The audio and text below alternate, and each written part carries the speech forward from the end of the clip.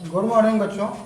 आज हम लोग कक्षा 8 सोशल साइंस पाठ 3 भाग ए देखने का प्रयत्न करेंगे और पाठ का नाम है ब्रिटिश शासन का भारत पर प्रभाव। तो इस पाठ के जो आपके मुख्य बिंदु हैं उन पर हम फोकस करने का प्रयास करेंगे। तो सबसे पहला आपका पॉइंट है क्विट इंडिया एक्ट। इस पाठ से यह एक बहुत ही बढ़िया क्वेश्चन बनता है और यह आपको आगे चल के सामाजिक विज्ञान कक्षा 9-10 में भी मुलाकात होगी। तो इसको आप लोग बहुत ध्यानपूर्वक नोट बना लेंगे और उसको याद भी कर लेंगे। तो quit India act regulating act की कमियों को सुधारने के लिए, दूर करने के लिए इंग्लैंड के प्रधानमंत्री विलियम पिट द्वारा सन 1784 में पार्लियामेंट में पारित कराया गया कानून भारत के संबंध में क्विट इंडिया एक्ट कहलाता है। अर्थात इंग्लैंड के प्रधानमंत्री विलियम पिट ने 1784 में रेगुलेटिंग एक्ट की जो पहले से नियम चले आ रहे थे, कानून चले आ रहे थे, उसकी कमियों को दूर करने के लिए जो पार्लियामेंट में जो नया कानून पारित कराया, क्योंकि उस समय प्रधानमंत्री विलियम पिट थे, उसके नाम पर ही इस कानून, नए कानून को क्विट इंडिया, भारत के संबंध में क्विट इंडिया एक्ट कहा जाता है। दूसरा मेजर पॉइंट आपका है, बड़ा महत्वपूर्ण क्वेश्चन है, रैयतवाड़ी। यह व्यवस्था दक्षिण भारत जैसे कर्नाटक और मुंबई प्रांत में लागू की गई। इसके अनुसार किसान तब तक भूमि का स्वामी बना रहेगा, किसान जो है वह भूमि का मालिक तब तक रहेगा जब तक कि वह निश्चित की गई मालगुजारी राशि को अंग्रेजों को देता रहेगा।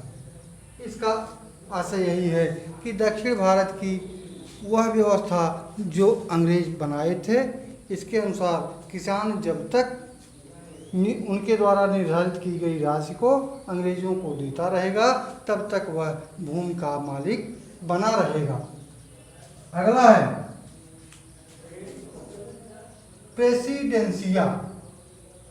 तो अंग्रेजों द्वारा प्रशासक, चूंकि यहाँ पर उनका शासन था, तो अपनी सुविधा को ध्यान में रखते हुए भारतीय साम्राज्य को बंगाल, मद्रास तथा बंबई प्रांतों में बांट दिया और इस घटना को प्रेसिडेंसिया कहते थे।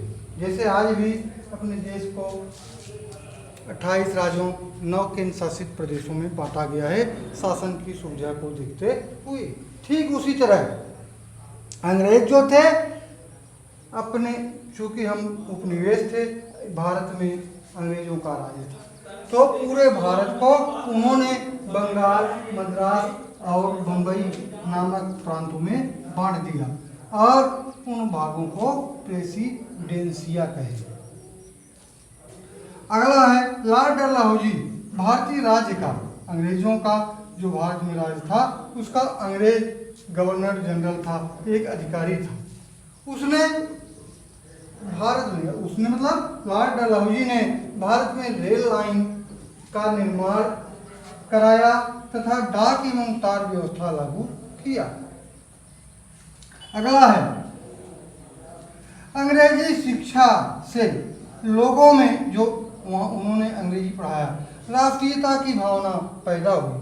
उन्हें शिक्षा के द्वारा दूसरे देशों में घटित राजनीतिक घटनाओं का भी ज्ञान प्राप्त हुआ, क्योंकि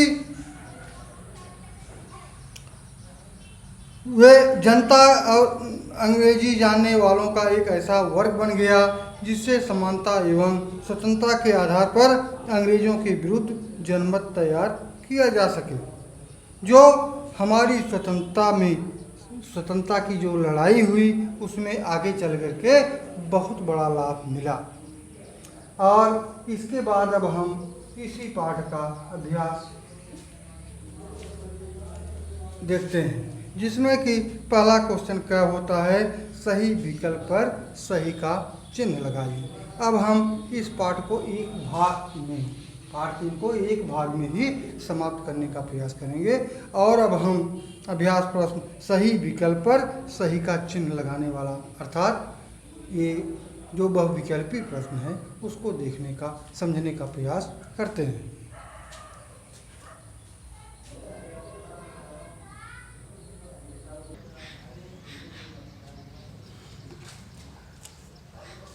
हाँ तो बच्चों, अब हम लोग क्या वाला देख रहे हैं, अभ्यास प्रश्न का सही विकल्प पर सही का चिन्ह लगाइए। ये क्वेश्चन दिए गए हैं, इनके 4 ऑप्शन हैं। पहला, भारतीय सिविल सर्विस की स्थापना की Lord Dalhousie, Warren Hastings, Lord Cornwallis और लॉर्ड मैकाले। इन चारों में किसने जो है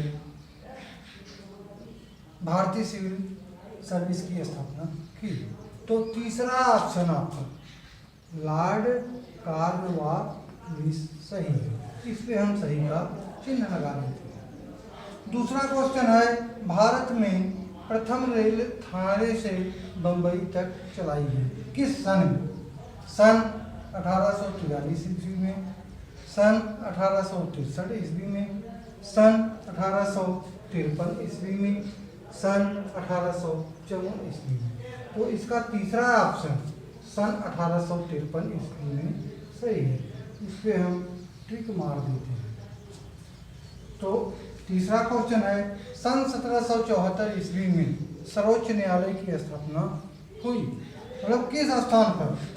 कलकत्ता, बम्बई, मद्रास, चेन्नई, इन सब में कहाँ पर सर्वोच्च न्यायालय की स्थापना हुई? तो उसका ऑप्शन नंबर 1 सही है, कलकत्ता।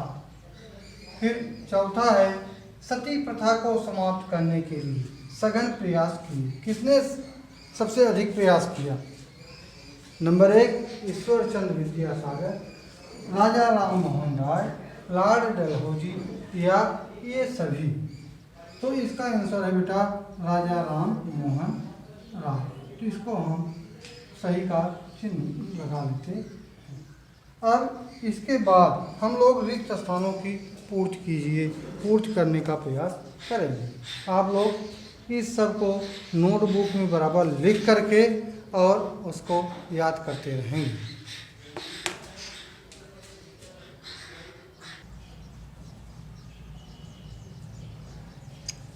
हाँ तो बच्चों, अब हम देखेंगे रिक्त स्थानों की पूर्ति करें। इसमें दिया गया है इंग्लैंड के प्रधानमंत्री थे, कौन थे? इंग्लैंड के प्रधानमंत्री कौन थे? तो इसका उत्तर होगा विलियम पिट।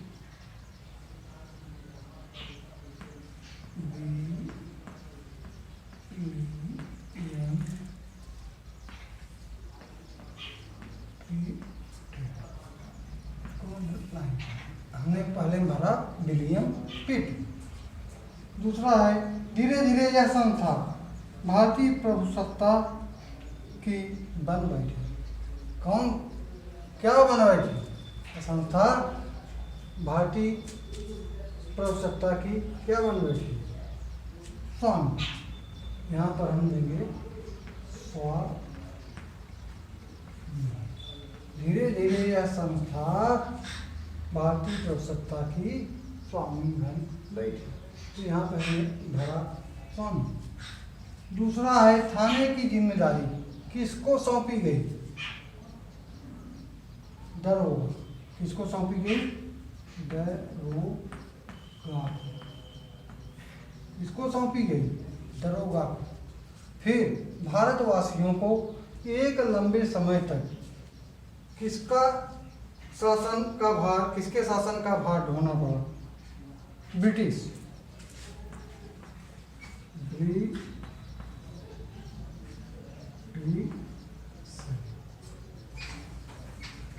तो ये 4 हैं। पहले भरा विलियम पिट, दूसरे में भरा स्वामी, तीसरे में दरोगा, चौथे में ब्रिटिश। इस तरह से आपका रिक्त स्थानों की पूर्ति हो गया। अब हम सही पर सही और गलत पर गलत का चिन्ह लगाने का प्रयास करेंगे।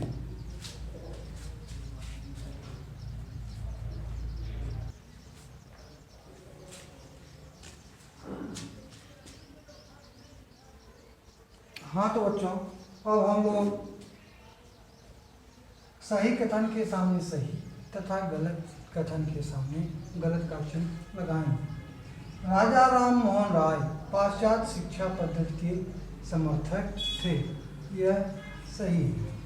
दूसरा, रैयतवाड़ी मालगुजारी की व्यवस्था मध्य प्रदेश में हुई, यह गलत है। तीसरा है, ब्रिटेन की संसद ने सन 1773 ईस्वी में रेगुलेटिंग एक्ट पारित किया, यह भी सही है। कॉर्नवालिस कलकत्ता के लिए पुलिस सुपरिंटेंडेंट नियुक्त हुआ, यह भी सही है। तो अब हम लोग जो है यह पाठ लगभग समाप्त है और इस सब वस्तुओं को बराबर नोटबुक में लिख करके आप लोग याद करते रहेंगे और पूरी तैयारी करते रहेंगे। परीक्षाएं जब भी होंगी तो क्वेश्चन आपको लिखने होंगे, उसके उत्तर लिखने होंगे, इसलिए आप पूरी तैयारी से नोटबुक अवश्य बना लें और जहाँ न समझ में आए वहाँ पर फ़ोन के द्वारा कांटेक्ट करके आप जो है पूछ सकते हैं। तो इसमें पहला, राजा राम मोहन राय पाश्चात्य शिक्षा पद्धति के समर्थक थे, सही है। रैयतवाड़ी मालगुजारी की व्यवस्था मध्य प्रदेश में हुई, गलत है। ब्रिटेन की संसद ने सन 1773 ईस्वी में रेगुलेटरी एक्ट पारित किया, सही है। कॉर्नवालिस कलकत्ता के लिए पुलिस सुपरिंटेंडेंट नियुक्त हुआ, यह भी सही है। इसी के साथ आपका पार्ट 3 एक भाग में ही ख़त्म हो जाता है।